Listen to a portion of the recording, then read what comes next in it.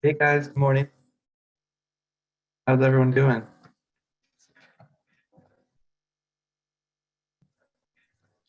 Sorry. Good morning. Good morning to you too. I think Chris said he couldn't make it today, but I know Katie's going to call in by phone any minute here.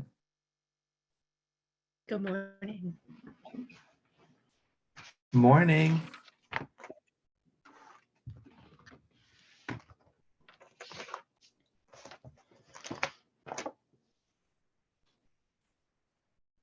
So I can go ahead and just start. So that today's meeting will also be recorded, and we're just posting them to YouTube for posterity to be transparent about our inner workings and stuff. So today there's just a few things I wanted to review on like the last meeting that we had. We have some stuff that Alex has been working on that we can talk about. And I started putting together a really simple wireframe of the app that we can go through. But I mean, I was talking with Katie, I think the best thing we can do today is just have a working meeting and start working through the PowerPoint. And I think like what Alex has done is really great for that as well. But I know, Aaron, you're new here. Do you just want to say a few words to introduce yourself? I am Erin. I know Joe through my MCP or Masters of Community Planning program at Auburn, and got a passion for the environment and creating new ways to, help it. And I love the concept of this project, so I'm really excited to be part of it. Cool. Thank you. Does Alex, Jolly, do you guys just want to check in? How are you guys feeling today? How's everything for you? Good. Yeah. Auburn's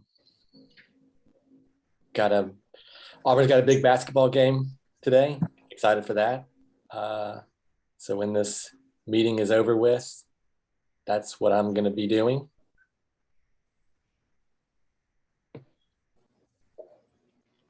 I'm doing pretty well too. I'm still in Houston for today, but usually I'm in Queens, New York. So apologies if there's background music. I'm trying to avoid that coming through from the other room. Yeah, doing pretty well. I kind of was rewatching our video from last week.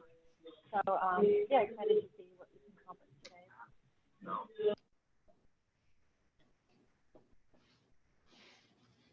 Hey, very cool. I'm doing good too. I'm excited to meet today. I think today will just be chill. I'm gonna put in the chat two links. So this is the Figma whiteboard of what we've been doing in the past few workshops, and I made a new space off to the right for today. So Aaron, if you're not familiar, you can scroll in and out. You can zoom in and out with control plus the mouse zooming, and then you can drag around with the holding space bar. And I guess I'll just share my screen, and the first thing we can go over at the whiteboard is the stuff that Alex made. Or I'll share my screen and you can talk if you want to with me, Alex. Yep, here. So yeah, here's the whiteboard. There's the earlier workshops. We're over here on the right. And I made some new stuff from the last time too that we can talk about. Okay, really quick, just the introduction. These are the to-do list of what we need to do for the actual February 6th deadline. I made a list of every individual thing that we should try to accomplish. So we need a name for our app, or we're already using the name public name protocol. That's like the DAO that I've created and got you all to help me with. But I'm not sure if we need a new name specific to what this app is, because I think it might be more targeted, and a logo, and then text about the problem, the solution, the description. We have less than 5 slides, PDF format, and then this should be a link to the PDF here. There's a Google slide presentation. I also put that in the chat. 2-minute recording, a GitHub repository. I think all of us on the call today are non-technical, so that will come up later. And then we have space for an image and a meme, a poster board image and a meme. And this is all in the 3D metaverse space that we showed you last time. And so me and Alex got on the phone last week and we're talking about different ideas for what types of visuals we could make. We're both landscape architects, and we can do great graphics, you know, poster board type, whatever we need to do. So just brainstorming about what we could do, and I think we just go straight into these visuals that Alex made. So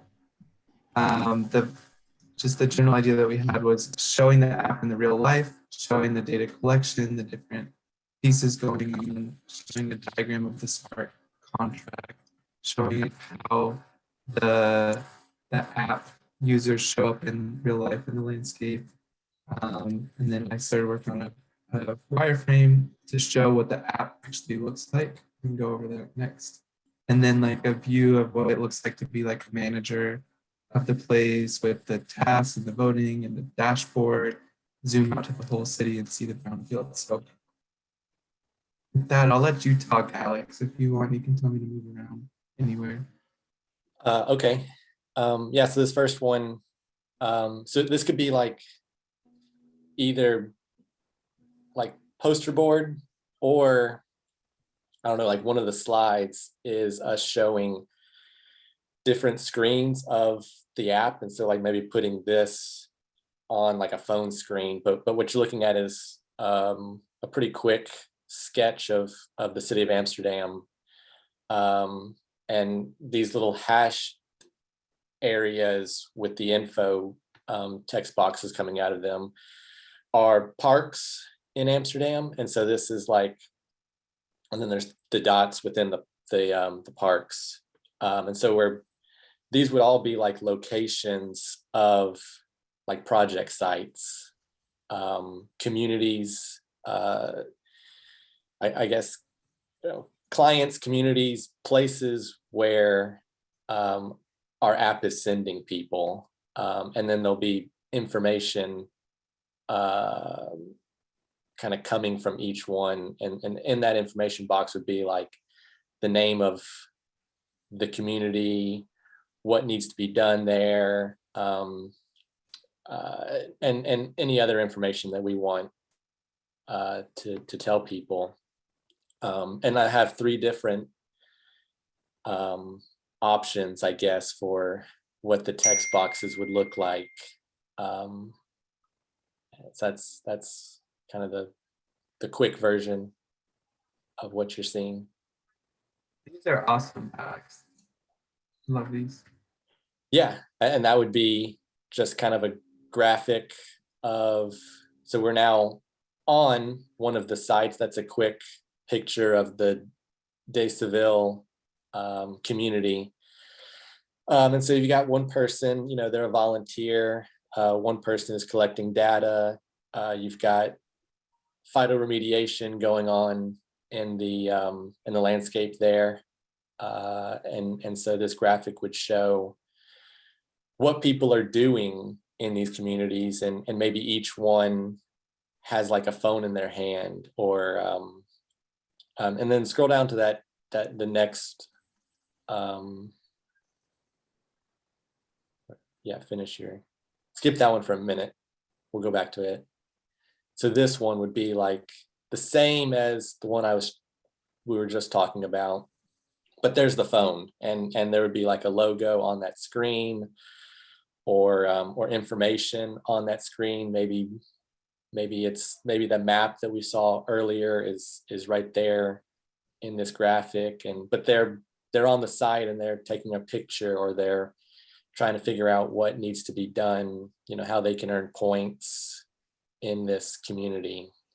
And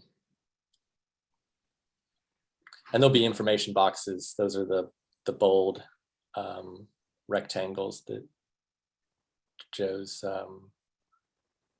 writing a comment on. And then the one that we skipped. I think these are beautiful. That is De Seville. kind of quick diagram, and we could like pinpoint, okay, we've got where your mouse is right now. There's a houseboat, and it needs a new roof. I don't know, but here's how you can help, or maybe a green roof or something. They want to install a green roof on top of their houseboat, and the app tells you that needs to be done, and you can earn points by doing that. And then another area has, we want to plant sunflowers because they help with phytoremediation or data collecting inside the river. So yeah, it's just a quick graphic of what we could show either on the poster board, either on each slide, or through diagrams. So comments, questions, ideas. If I guess Joe and I are hoping that we can take these and then start moving into Photoshop and Illustrator and whatever other tools that we're going to use to create these graphics and diagrams. So if you have criticism, comments, questions, or if this sparks an idea of your own, let us know. I think we're going to try and talk about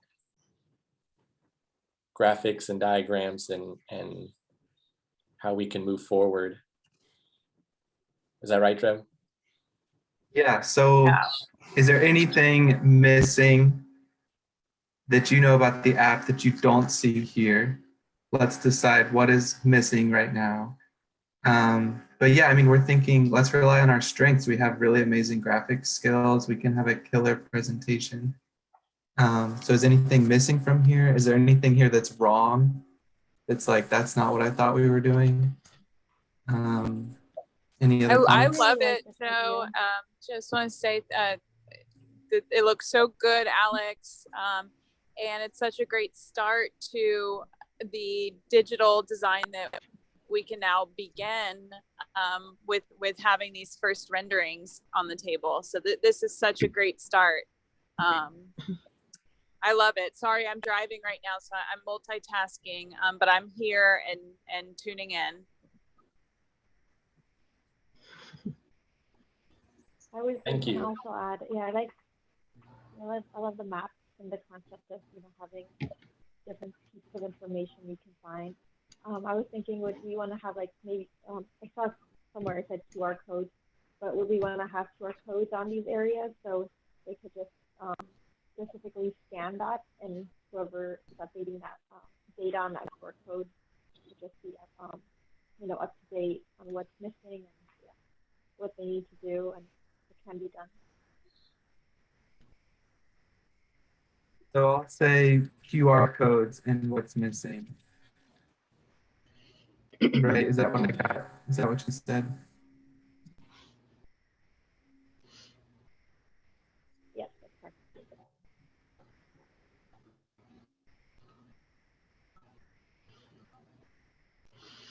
Will there be an education aspect to this app, or will it just be highlighting what needs to be done? Like, explaining what phytoremediation is. It's a great point. Rather than just saying, this is the benefit, because, I feel like this group of people is really easy to convince us that this is something that needs to be done and that's useful. But to the general population, they're like, why would we even bother? That is something we talked about, and I think we did a vote on like what ideas are most important, and education I think got a high vote, so that should definitely be conveyed in these graphics somehow. And I think going along with the QR codes, actually on the spot rather than being on the app, would be super beneficial for things that have already done, projects that have already been completed, but then still having the ability to teach people of what this is, why it's been done, how it's been done, how it's, the fact that it has been done, it requires less maintenance, that kind of thing. Yeah, like a timeline, and that's definitely something that we want to integrate is a history of every land and the tasks that have already been completed, and being able to tag that, to share it to social media, to post pictures.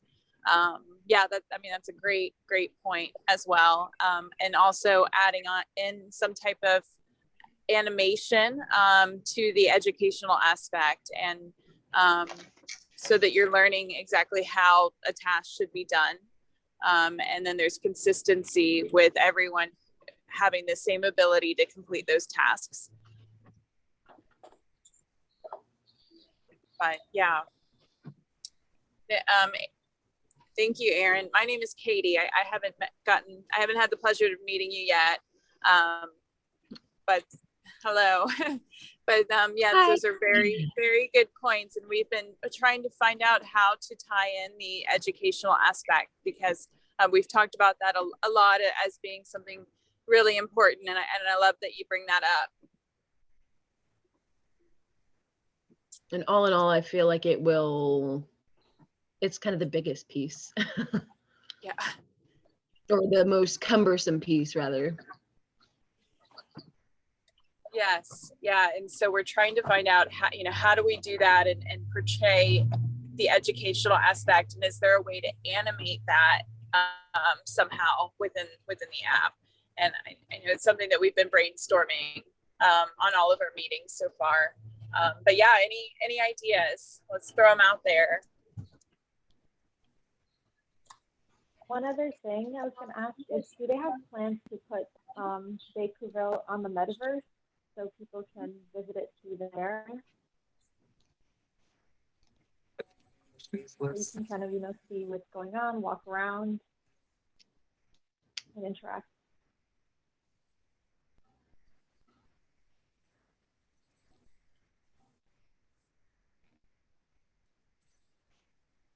Yeah, that's a great question. I mean, there's an opportunity there in the 3D metaverse space to educate people. I think something interesting that kind of ties to the QR codes question and some other thing that we've been talking about is like, what does it actually feel like that's different in this? So this village, the Decibel Eco Village, goes on the app and become a community.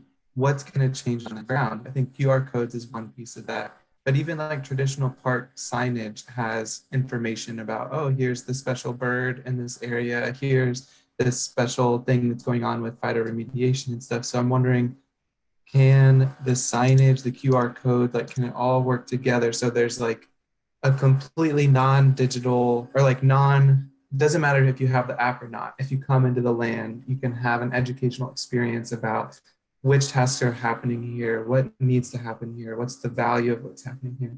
And oh, by the way, there's this app, you can get points and stuff too, do the actual task, do the weeding or whatever it is. And then that like links you to opening up the app. And then from the inside the app, you have it's like almost like two separate tracks. It's like from inside the app, it's like, okay, here's exactly what this task is, and it's geolocated on a map like this. So you can open the app and it'll say, oh, you're over here, walk to this task. And then it steps you through like a recipe, like, okay, first grab all the plants that look like this and put them in a bag. Here's where the bags are. Here's where the compost is, But I think it's almost a little bit of a different educational need than a visitor that's walking through the park who may not be doing a task. So anyways, just different ways to think about the same question. I think we could have the in-app experience if it's in the metaverse or whatever it is. That would be more like a recipe, and then the other one would be more like how other park signage is. Like here's the water cycle, and here's what the toxins are getting removed, something like that. I don't know if that's a good distinction, but I kind of see it as two separate, ways to educate people.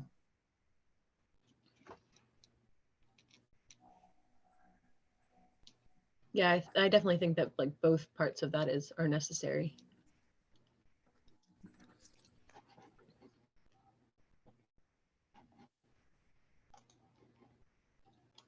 I think these are great. If there's anything else on this, let me know. I think I'll switch over to this other thing that I made. So this is just it's the same app, it's Figma, but you can do like a whiteboard. So I took all of our text here. It's totally incomplete. It's not perfect or anything. This is like the text wireframe, and I'm trying to build out what the actual app pages might look like and stuff. So this, I got the homepage from Wolf, Worldwide Organic Opportunities, or Opportunities on Organic Farms. And so that's like a very interesting model we can use for, it's a global workforce of volunteers who go to projects. Each project has a page. They have a description of the job roles and functions. And those are maybe a little bit longer time frame, like, oh, come and stay for 2 weeks and you can learn how to garden and compost or whatever. But they have like this global interface where you can select a region and it takes you to that, you can get closer and closer to what you want to work on. So this would be like some sort of a home page. I don't know if it's a website or an app, but then you can click on here to see like, oh, I want to learn about phytoremediation. And it takes you to the Declavel page. And these are some of the things we mentioned in text format, just to give a very rough draft view of like what like the interface might look like. And then you could go to the tasks and see like, oh, there's these different points for different tasks. And then you would click go to work, and that would enter you into the actual like whatever view of the app where you're like walking around scanning tasks that need to be done. And then there's like votes. So they'd be active proposals, past proposals, submit a new proposal. And then let's see, you have the leaderboard. So these are all the people that have gotten points globally. Then you can click on someone's name. It's a little about page. You can take each of their links, their friends, a timeline, and other rewards, history, and stuff like that. So I just started putting this together. It's very, very simple. And I think we can keep expanding this till it looks like how we wanted this to look. And then this, in combination with the smart contract, I think could be the total of our technical presentation. So I think we'll be able to get help on the smart contract side. And then this, you can like publish a Figma prototype and plug it into actually building an app or a website.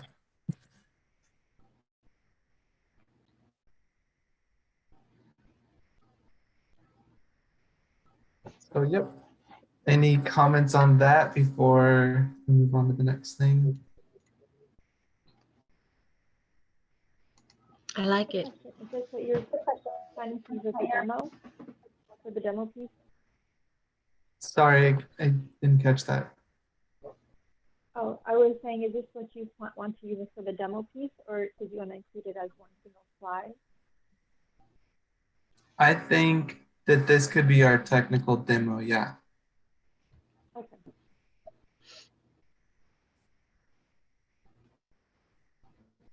So we can have something with a very basic functionality and connect this to like a little bit of JavaScript that actually triggers a smart contract.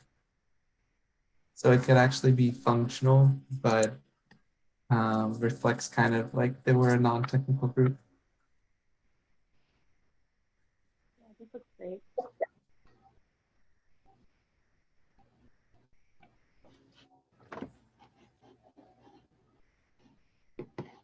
Well, in that case, there is one other thing I just want to bring up from the last meeting, and then I think the rest of today we should just go to the slides and kind of work through the slides. So me and Katie were kind of thinking where we can just tackle, one at a time and make these look like how we need them to look.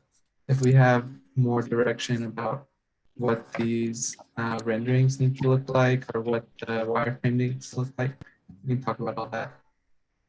What I wanted to say was so last time we talked about this question, it's the main question of the hackathon. How do we know what nature needs? And this idea that there's a community manager on the ground, we can decentralize the role of the community manager. So it's this app is coordinating all these humans together. The people on the ground know what's best, and then like voters want to do the right thing, and then scientists have like metrics and indicators of ecosystem health and stuff, where some combination of all these different things allows us to say this is what this tree wants to happen, and then you plug that into the app and you assign points to it, and then this decentralized community of humans does the task that nature requires. And so we had to talk about the Lorax, the Lorax speaks for the trees. And so I think it's kind of compelling to think about how can we decentralize the Lorax. There's space for a meme on our board. So this one is, I am the Lorax, I speak for the trees. The trees say, shut the fuck up. I think we could do our own, playing with the Lorax meme.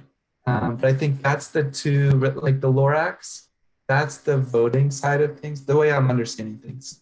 This is an open conversation, but the way I understand it is the Lorax, that should be like the voting.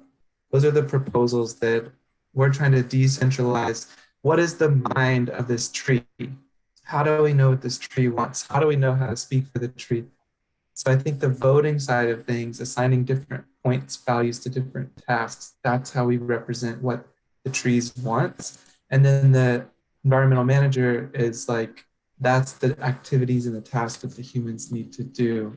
So that's like going back to the very original, we were saying like, you have like a Tinder type platform for voting, and you have like a Pokemon Go type platform for tasks. And so I think that's the Lorax and then like the environmental manager. That's the two different pieces of it. And Aaron actually had some really great questions for me about like, so we're talking about these different tasks that need to happen on the land, but is completing those tasks, is that the same as nature owning itself? And that kind of put me in a headspin of like, oh shit, are we on the right track? I think it's a really good question though. And I still think the harder we can hit these themes and how our app is the solution to the problems of the hackathon, I think this closer we'll get to getting like a first place prize. So I have this section here about like the philosophy of sovereignty. And basically I started looking into definitions. Okay, what does ownership mean? What does management mean? What is sovereignty? The sovereignty is the ability to exert control over one's affairs. So our app is enabling, I'm kind of like convincing myself and like convincing us all that like what we're doing is a proper solution to the problem. But what we're really offering is that, say you do know what the trees want, we're offering the ability to enact. Our app will coordinate the human actions necessary so that nature can control itself. Because the tree can't move, the tree can't, affect its environment. Humans can do that. So I think that we are enabling sovereignty. That's the like key thing. We are dealing with the management of the land, but we're enabling sovereignty to act on behalf of the nature. And it's still not fully figured out, what does the tree want? What does the tree think? So that's the decentralized Lorax, combining decision makers and stakeholders, scientific community with the on the ground community with some sort of democratic process. The decentralized mind of the Lorax, what do the trees think? And then I had this idea, like, even if we don't know what the trees want, we can still know and understand the human impacts that are harming them, so we can reduce harm. I think that's a very clear goal that we can all understand, the ways that humans have harmed the trees. And I think we can take a stance on what that will look like. And that leads to a whole bunch of tasks. Like that's what the phytoremediation is. So reducing harm is a really big thing. And then the last thing I wanted to add was this idea of value. This other question from the hackathon is, what does it mean that nature owns its own value? And so there's this YouTube playlist that's really good, all about ecosystem services. How do we value nature? What is the actual value of it? And so this is the total monetary value of a natural system. They break it down right here. there's use values and non-use values. So using it, there's direct consumptive uses like harvesting wood, consuming and using the wood to build something or make a fire. Then there's non-consumptive direct uses, like you directly enter the land and you go on a walk. So these direct uses, people pay for all the time. You pay for wood, you pay for meat, you pay to visit some special park, or you donate to enter a national park or whatever. And it's directly related to the value of the thing that you're getting. And then there's indirect uses. So that's the natural system is doing something that leads to something else that you are directly using. So if you have a wetland recharging the groundwater, that's an ecosystem service. But what you actually want is clean water. So you pay for the clean water, and there's ways to organize what you pay for going towards the wetland. That's an indirect. And then there's the option to use it in the future. So I don't want to cut down the forest now, but I'll pay to have the option to cut it down, in 50 years if I want to. And then the last two, these are non-use. So these are more like the bequest value is what would you like to give to the next generation? And it's tied to the cultural value.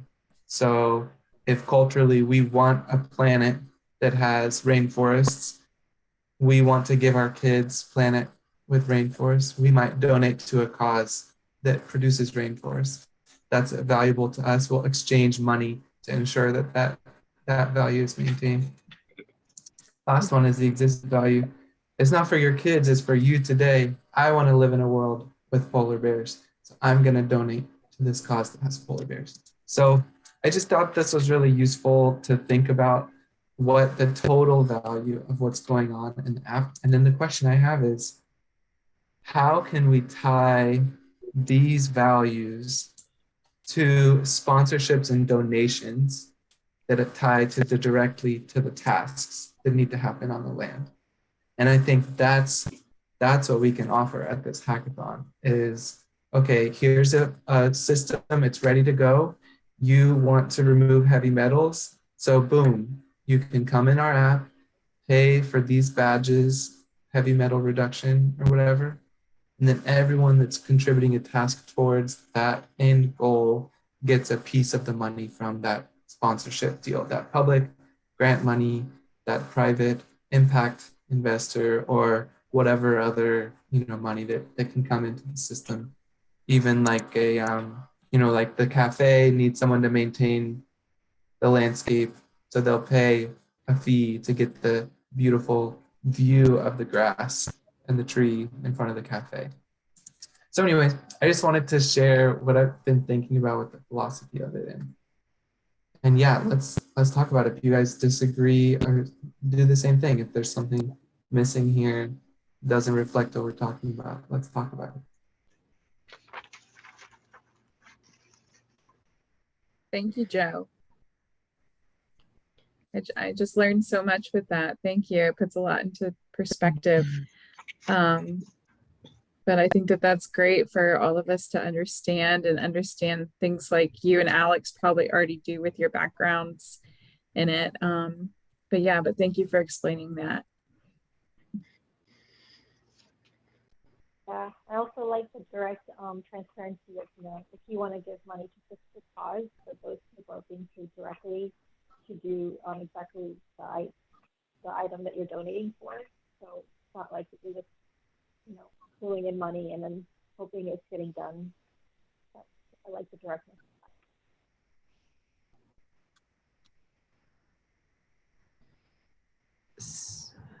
So I think that this information you presented, could this all be good could we condense this for a slide? I think, maybe some of this that you have here would be good content on one of our slides.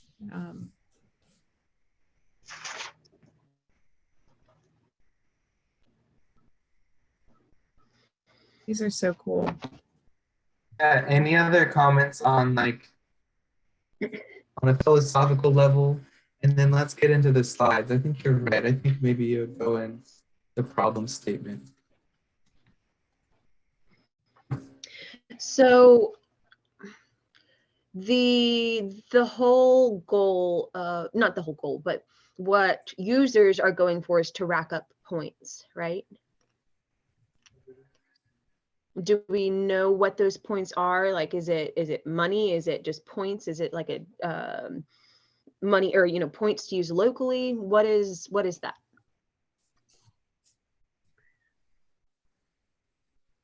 These are great questions. I'm so glad you're here.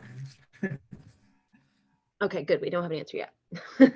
Well, So we've kind of, yeah, go ahead, Katie. yeah, I mean, you can go ahead and explain. I mean, we've talked about it like a hybrid of different ways these rewards tokens can be used. So we have our PLP token, and then we're hoping, if these eco villages have cafes on the premises, so maybe there's a point system, like almost like you have so much participation, you're like a gold standard, participant within the community. Maybe that gives the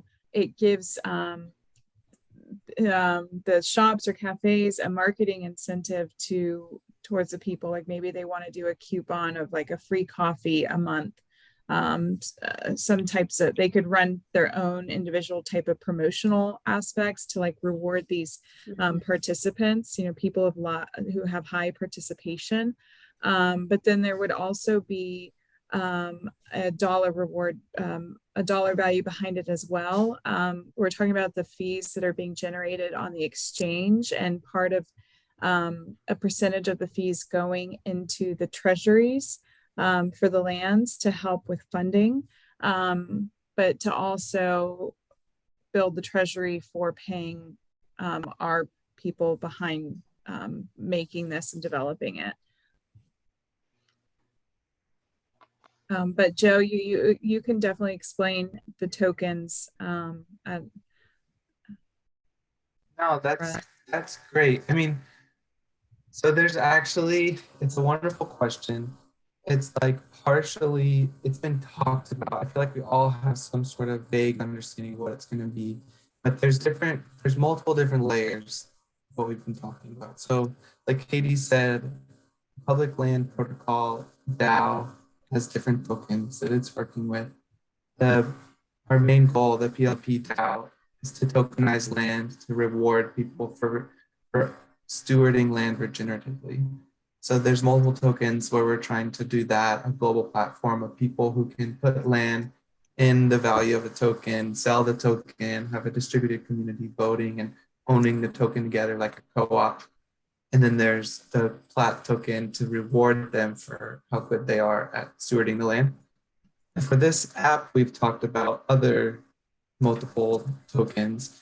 So basically there would be like one way we've talked about it is as badges. So let's say the tree planting February of 2021, that event, every volunteer gets a badge, and there's a sponsor that wanted to pay for the trees to get in there. That would pay for the badges. So if you earn this badge, there's a market where you can sell it to the sponsors who want that. But then separately, I think from badges, we've talked about the point system where there's this global leaderboard. I think we don't really have it anywhere other than here. Like there's a global leaderboard where you can go on and see like, oh, wow, Katie has been active for 5 years in 12 different communities around the world. And she's been collecting so it's like an aggregated view.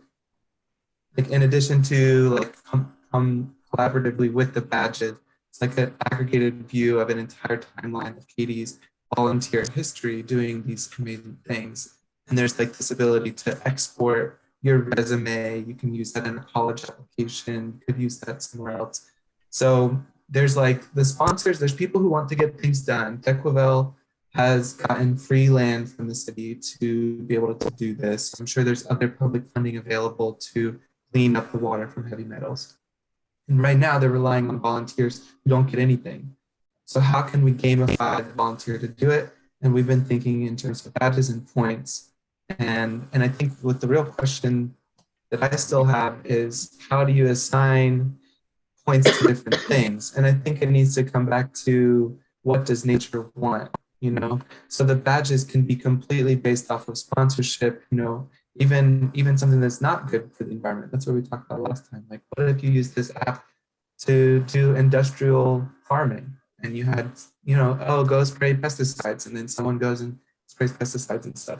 So you can have sponsors for different badges, performing different activities. None of that has to do with what the tree wants. Then we need to decentralize what does the tree want and have a system for targeting the different tasks and maintenance that's required by the tree. And I think that could be where the points come from.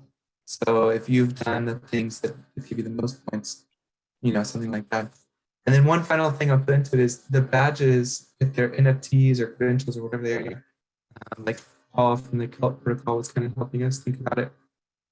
Like imagine if you go to Declavel in the future and there's like this tree that's giving you apples and you sit under the tree and it's like, oh man, I love this tree. Like I can't believe they have free apples here.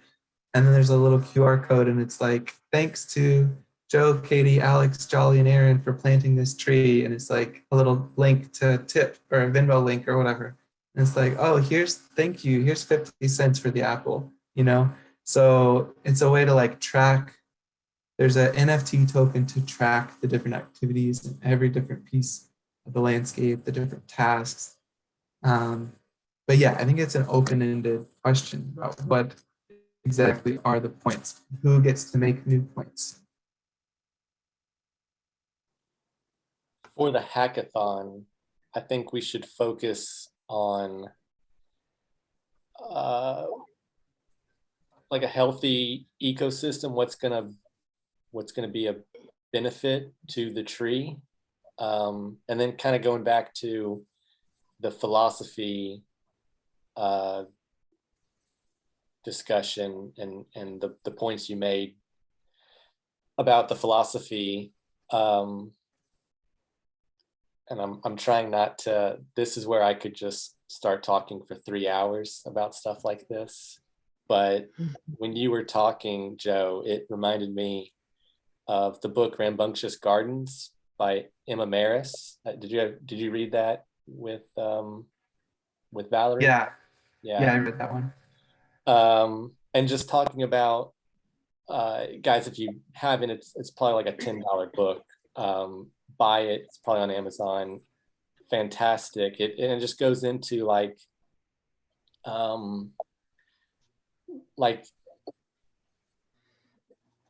there's plants that are thriving, but do we want them to thrive? And plants that aren't thriving, and we would like them to thrive, but nature just has its own way of doing things. And so like the tree doesn't have a voice. The tree doesn't own itself. But through this app, through the communities that we set up, we can, I don't know, give them a voice to make the right decisions. And I think we've talked about having like experts as pieces within this app that you can use to make the right decisions. And I'm, you know, I think about like just like the way nature, I think it's called succession, and that like, you know, you have tall grasses and then you have pine trees, and eventually the oak trees and the hickories, they grow taller than the pine trees and block out the sunlight to the pine trees until the pine trees die. And so like if you just let nature do what nature wants to do, plants will die. You know, that's nature. And so I think there's an endless possibilities of decisions that can be made, and a lot of them are right decisions, and some of them are wrong decisions. But these different, you know, I think we were talking about like if you are in favor of more live oaks, then you can go in and through this app plant or save more live oaks, or if you are into phytoremediation and healing soils that have been contaminated, then you can go into this app and find a group that shares those same views. But what we don't want is like, you know, people destroying nature, I guess. And I mean, that's obvious, but I don't know what I'm saying, but like, this is I guess back to the, are we on the right track? Yes, as long as we are giving people who have an interest in saving or promoting nature, like this could be a tool for them, I guess, and that's what we should be focusing on when we make slides and presentations. Well said, Alex. Well, I don't know about that, but Yeah. the last But 30. you said it. You still said it. Yeah.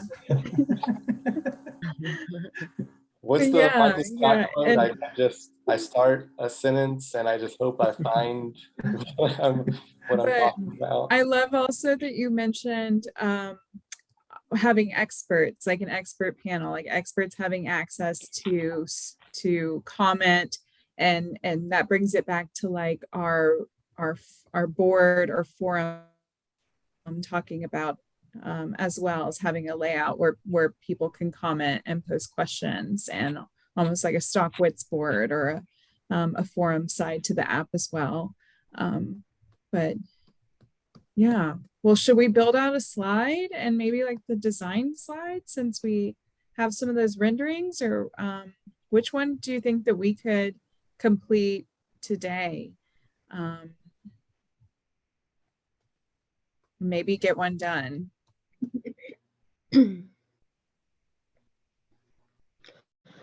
I'll read the framework we have so far. So just this intro slide, I don't think this counts. It's like the name of the whole team. And they have the introduction slide, mission, proof of concept, the big idea, target user problem statement. Then the app, so the diagram or the flow of how the app works, rendering of the on the ground user using the app. Like I think that's this one pretty much. And then the tokenomics. So this would be, I guess, the point system. And I think you also talk about the NFTs, badges, sponsors, that different stuff here. And the technical demo, that will pick this slide that's a manual. We'll stop presenting this and we'll go to the app view that I was sharing here during the presentation. So this slide, I think we don't pretty much on. And then we have this one, but I don't even know if we need this, the future potentials and possibilities. It can be helpful, like when we're talking about earning money, if we say what we're going to use the money for next.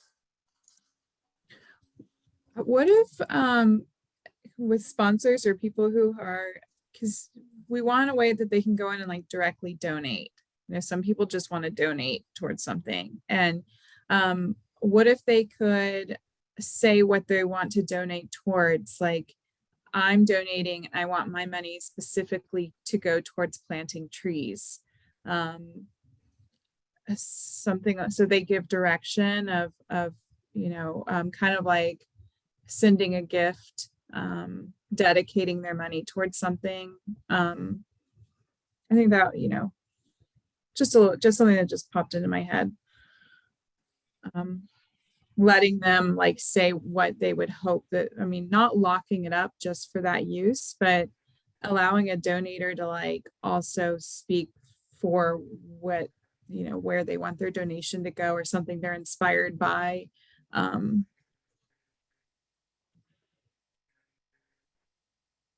Anyways, or maybe like with the where you vote on our protocols, you could donate towards a protocol to happen.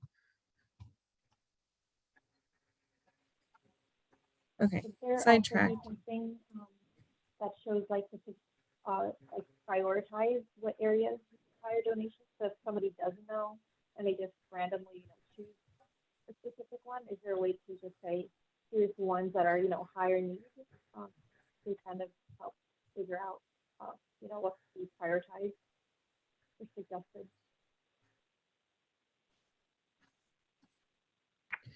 Maybe that's like the difference between like a general donate, like a general donation, general donate page where we make it clear who this app is for and what we're doing in the point system, and you can just donate to make the value of all points go up, something like that. Versus like a very specific thing.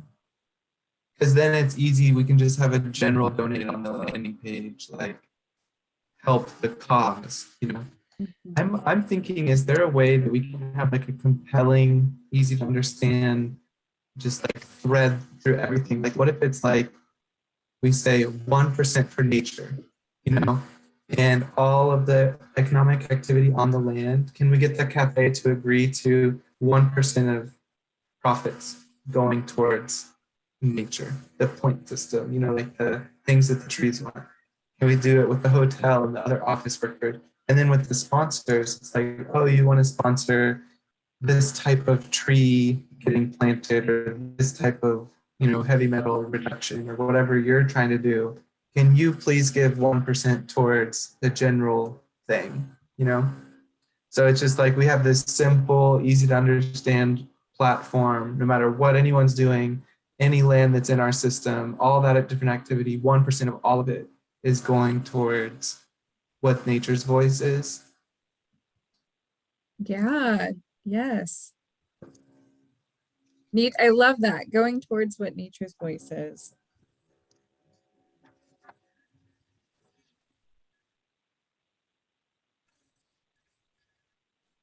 If that's still a lot, like that's still a decent thing for a cafe to give 1% of everything they get, or a hotel or an individual business. But I don't know, it's just clear, it's not asking too much, and we can push for it. It's like any community can join a platform, just make this, and it kind of aligns us with the right people too. Because it's a free app as well. Like we want it to be accessible. But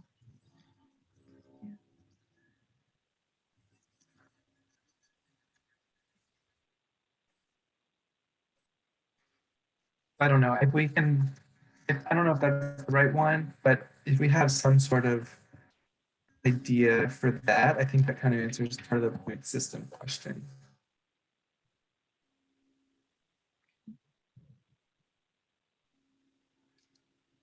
And maybe the 1% the cafe gives is what the discount is or something like that. It's like you can give 1% of your total profits in the form of this 20% discount to our members or whatever, something like that.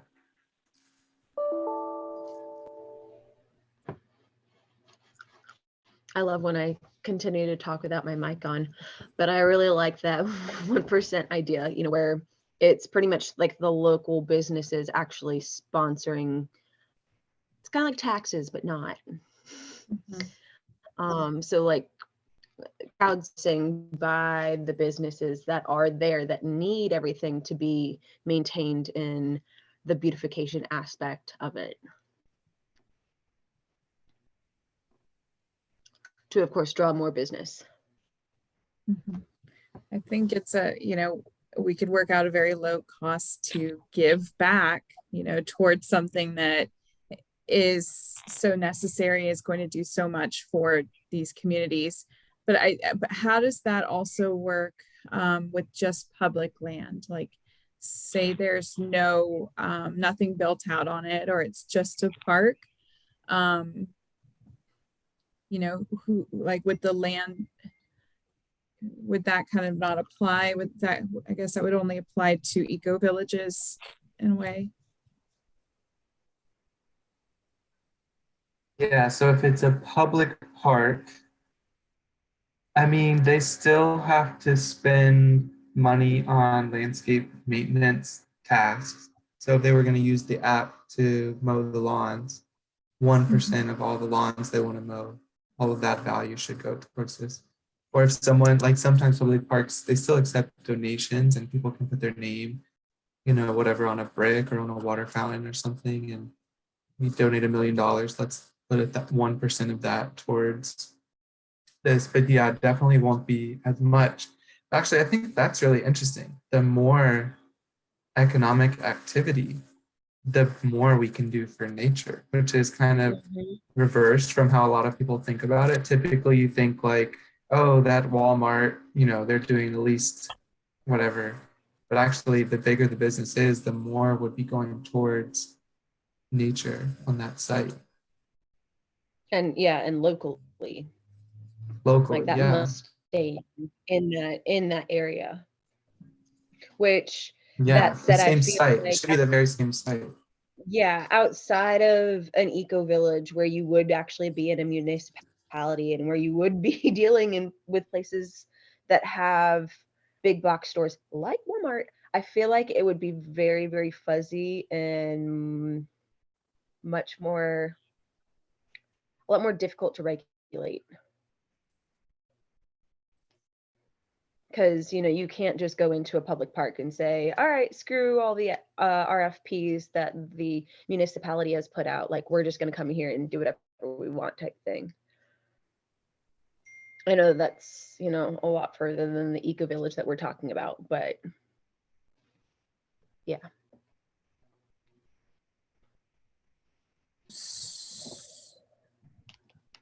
So you want to get back to the PowerPoint. Sorry for that. I don't know if that was me for detouring us.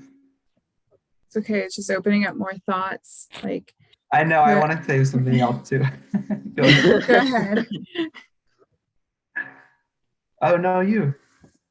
Well, I'm just thinking about like, say we're thinking about just like public lands across the US, wanting to have better management. Could we see like business using the app, like say it's a lawn care service or tree trimming service? Like, do we imagine them on the app and like going and hitting these tasks and like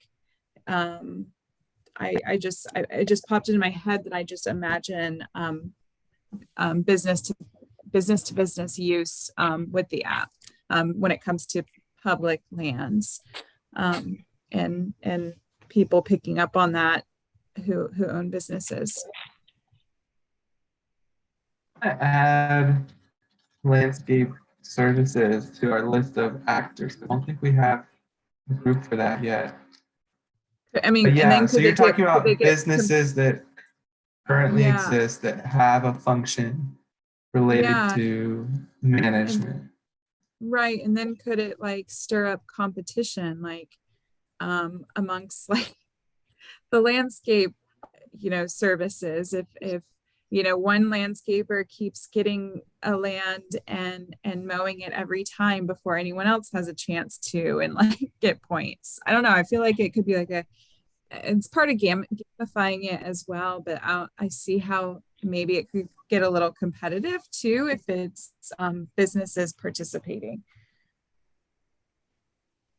Well, I think that too could, you know, if it's a landscaping business versus, you know, me as an individual, they're going to be able to knock out so many more properties before I ever could and rack up a lot more points. So I feel like it doesn't even, it becomes a weird game.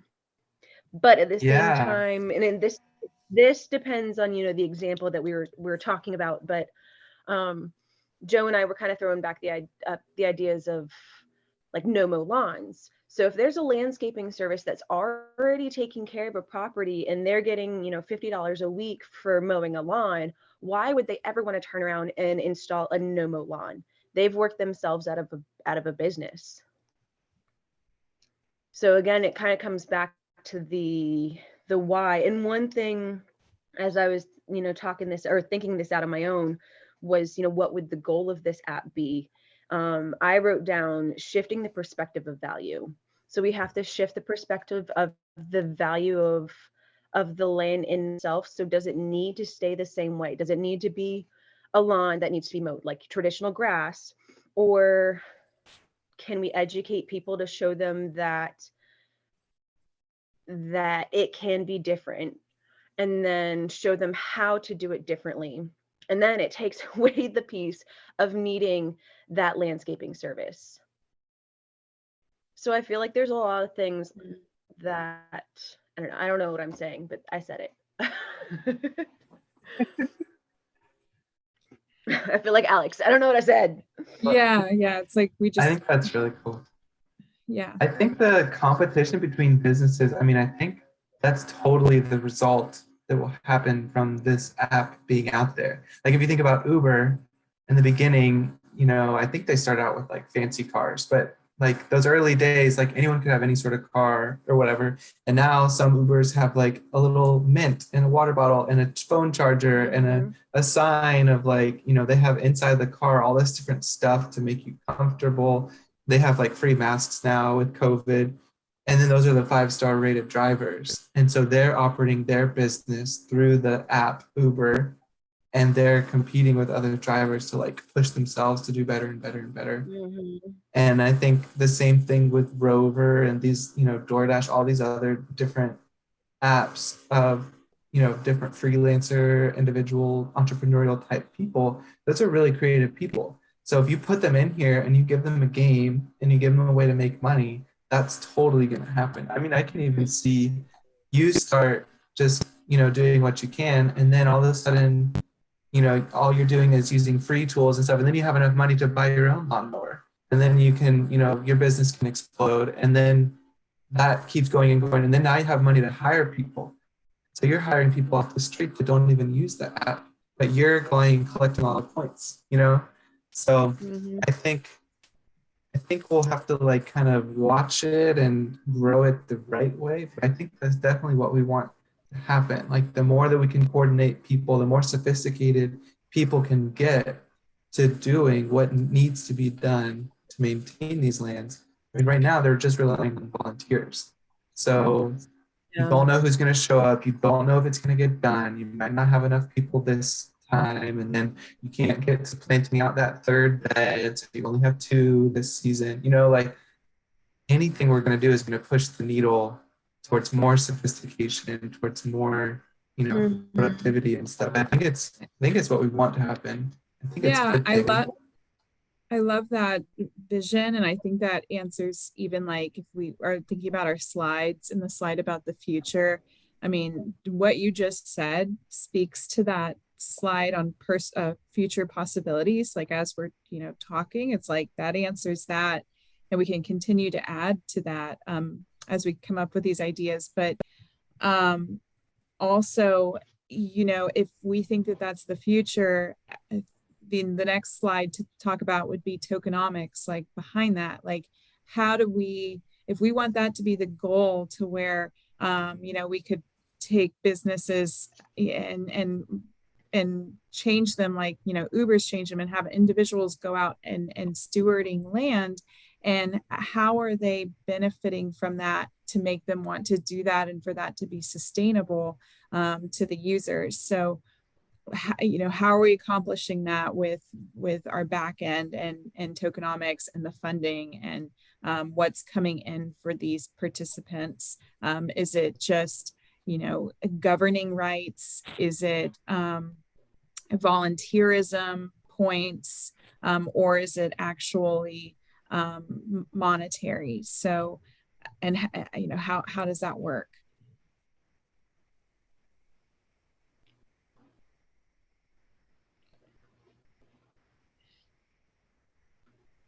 And Jolly, I feel like we haven't heard from you in a minute. Sorry to call you off.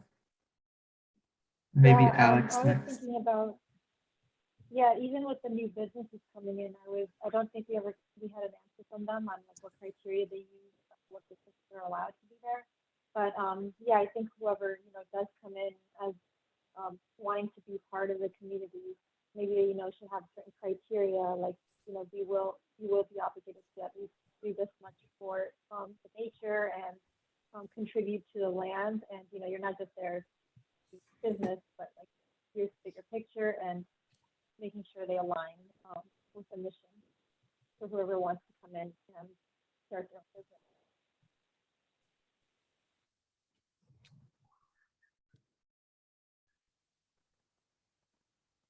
So yeah, maybe there's this sort of succession of like there's this whole idea of we have the referrals to get people on the app. Maybe there's like new user benefits and stuff like that.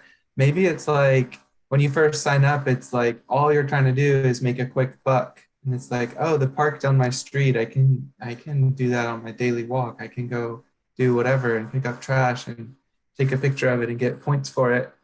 And then over time, you do more and more tasks and you're just trying to make money.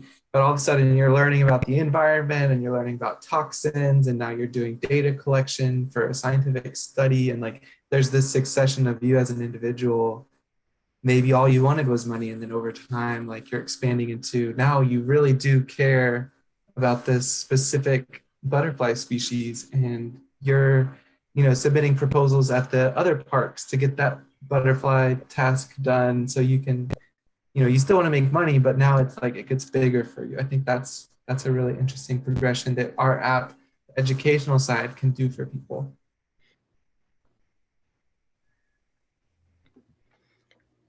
And I don't think I've heard this yet either, is I think this has a huge potential for community engagement and community interaction. So actually, not just on an app, not just, in a metaverse, but actually being on the ground together and creating that sense of humanity and community within nature. Yeah, and we talked about, the experience that could be had, well, on the last call, the experience that can be had from that too. Like say you're traveling somewhere that's, out of the country for you, like you can go and volunteer and come home with this experience and earn this badge or this reward for having participated. And that goes into your profile and like your resume of accomplishments. But it's really cool to like think about, you could stay connected to somewhere that you visited, no matter how far away it is from you, and vote on those protocols and like still have a say of what's done there and still be involved even like from overseas. But that impact of being a part of something can be global. Mm-hmm.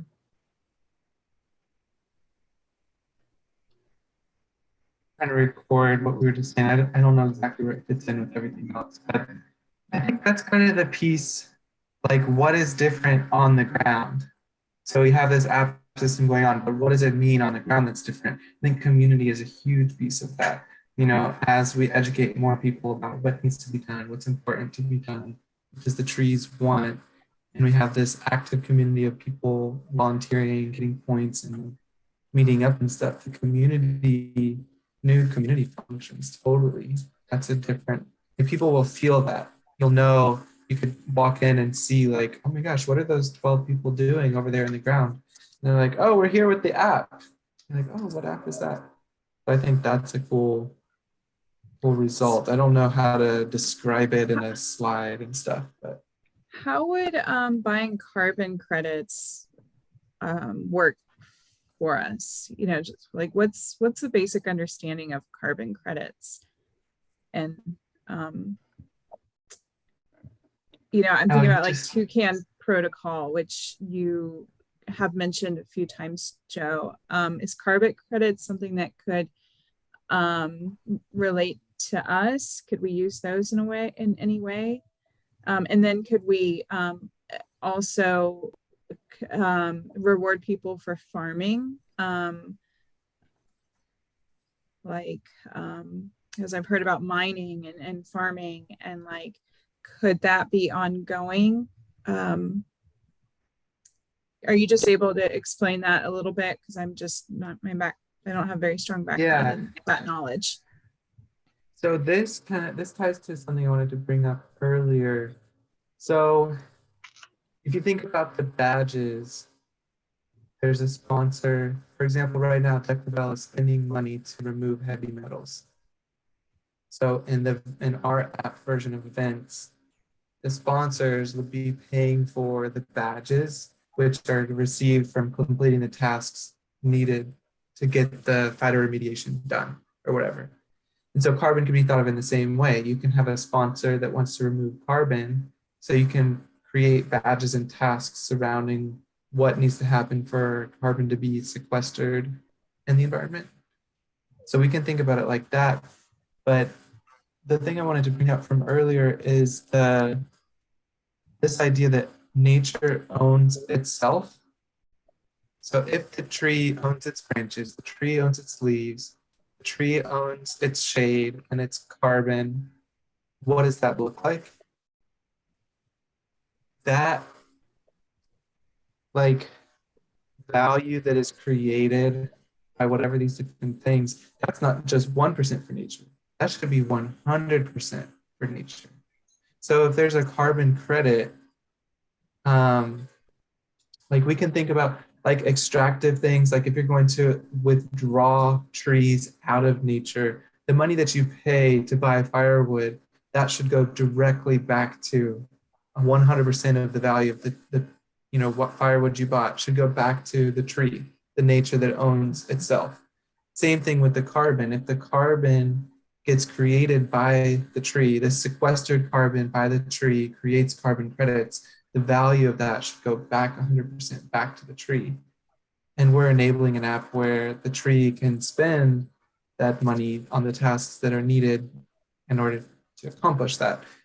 So I don't know exactly what it looks like, but it's some sort of community treasury. There's some sort of bank account treasury connected to this community, the nature on this community. That's where the 1% goes back to. But then these different things, like you can have carbon credits, you can have biodiversity credits, you can have plastic removal credits.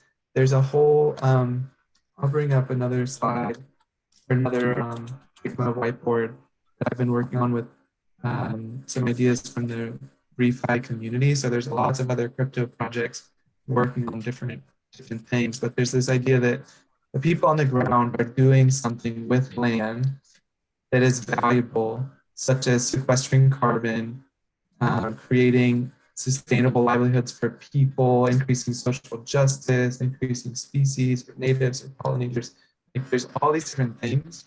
And what's happening right now in refi in general is this idea of green money Legos, where you create a token representing the value of that thing. And then now that token can enter all these different completely transparent, completely composable DeFi apps where people can trade and swap and lend and do all of these different things with these Legos.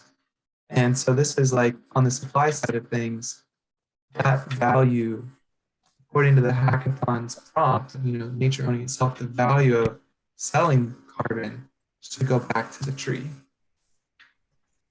So I don't know if that answered your question, but my sort of question is, yeah, how can we set that up? So if you purchase firewood, if you purchase food from trees grown on the land, like how can the value that you're paying for go back directly to that community treasury?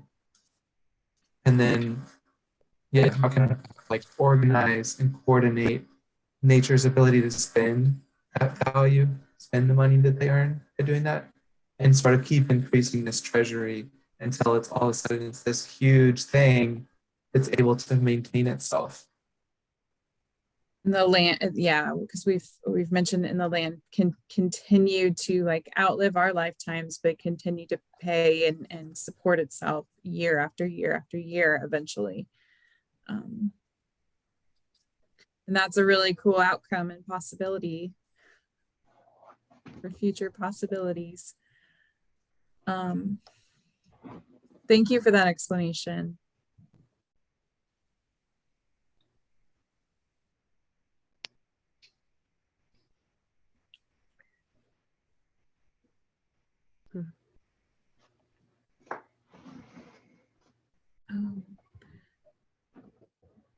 Yeah. So what's on your guys' minds now? You want to do keep working through the PowerPoint, or yeah, what's let's most do productive? that. Well, maybe we can answer something on the PowerPoint. Yeah, I'd say we have about 15 minutes together. Okay. I guess let's talk also about what we plan to do next. If you have any time this week on your own to work on something, I did think of something that would be helpful. Katie sent me a link to a website that has like a timeline. So if someone wants to research websites that are doing or apps that are doing something similar, if it is like a page from Uber or whatever, just grab screenshots on your phone and you can put them in Figma. You can do like an examples section over here. But you can just copy and paste directly to Figma. I don't know if you can do it easily from your phone. I was thinking we can start collecting examples. And I found one, which is the Worldwide Organic Farming. That's like this page here, but that's a good one to look at too. So I was thinking someone could collect examples. And then we need help writing out like what specifically is the problem statement? What's the solution statement? So here's the deliverables for the hackathon here.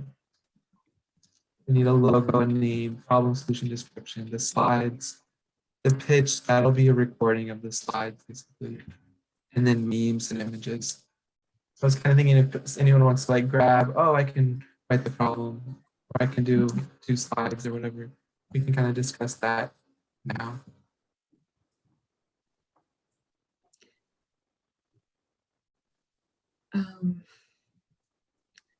I'd probably like to do a meme.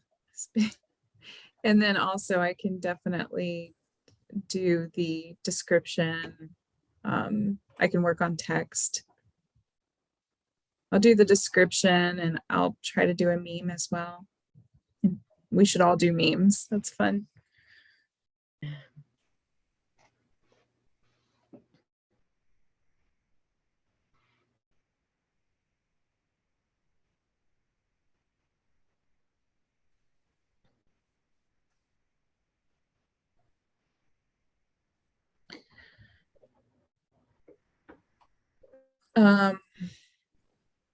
We have to have a YouTube recording. Who's gonna do that? Maybe Joe. So the recording, it's basically we have 3 to 5 slides and it needs to be presented in less than 2 minutes. And that will be a recording. So then during the actual pitch, it's not a live presentation. They just play the video and then we're able to be there for, I think it's like 4 or 5 minutes for questions and answers. So it'll be like every team will have it's like a very strict 2 minutes and then questions, answers, and then like the next team. So it's very, very fast. Okay. Sorry, I think my audio wasn't working earlier when I was talking. Can you hear me now? Yeah. Yeah. Okay. So for the tasks, I was going to also mention that, yeah, I can research other apps that may be doing something similar, and also coming up with like bullet points for, you know, some of the problems and solutions that we have.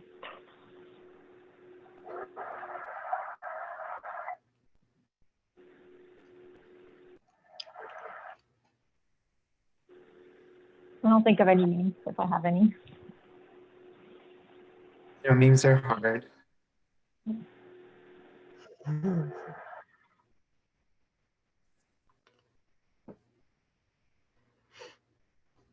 Whoever else wants to do a thinking meme. if we know, like I can do like all types of editing and stuff if you know what you want to put somewhere. I think this little guy is hilarious. I don't know what else we can do with this, but I love him. I can think of other memes too.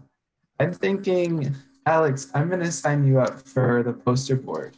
I feel like your skills are really great for that. I can help with the logo too, possibly. Not a graphic designer, but I'll try. I thought we had a logo. I thought you had done it, Joe. The ones we've been using have been good.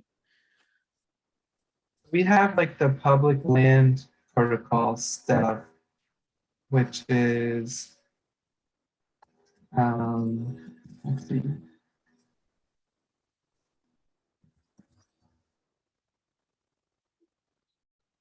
We have some stuff in here.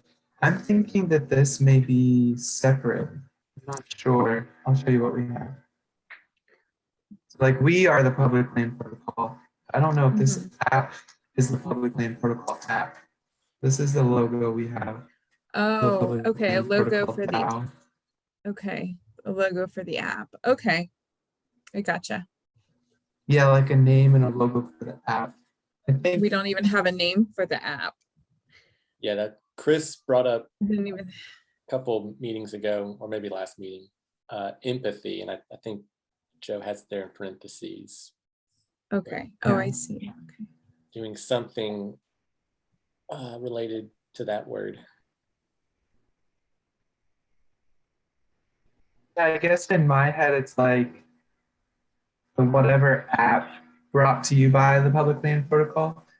I'm still open. Like maybe if we have another week and we can't think of anything, then yeah, let's just make it the public land protocol app. But there's a specific space to insert the logo and the name and the metaverse, like the project submission. So if we want to think about it, we can do something. I don't know if they're like, I really like the name TaskRabbit for that app. I think that's like a great way to define like a user type and give a really clear understanding of what's going to happen on the app. So if we have some way to, I was trying to riff off of like TaskRabbit, like we have like eco TaskRabbit. I think that's too blatant, but like the eco or like the enviro task, I don't know, something about like, yeah, something about like eco to do, enviro to do. I don't know. Everybody think about it. Yeah. I'll write those here, even though I don't love them.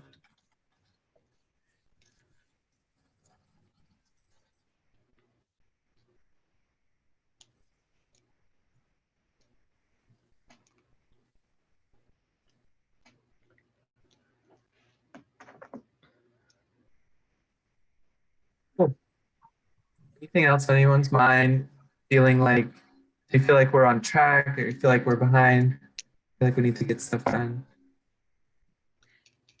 We've got 2 weeks, so we might meet more than just once a week. We might have to have a few meetings before the actual hackathon. But when should we I'm meet next? fine. Yeah, decided.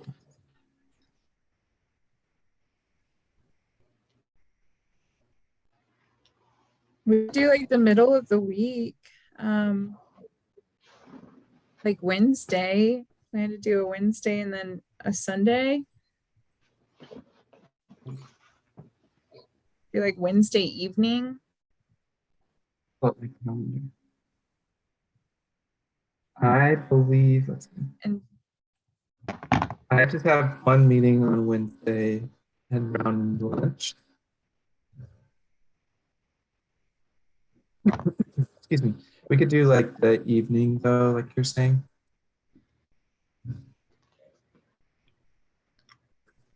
Is everyone like that? We can meet in the middle of the I week could this do week. evening. Yeah, that works for me. To talk about maybe just the hackathon delivery, just how far we've gotten. We could just touch base, even if it's just a short meeting. We could touch base on what, this slide homework. I just feel like next Sunday is so far away, or next weekend, and we're getting so close. So let's try to do, I don't know, whatever you have time for, half hour, an hour or two on whatever you're assigned to here. And then Wednesday, we'll just share where we're at and talk about any problems we have. Okay. Good, sounds good. Everybody have a happy weekend.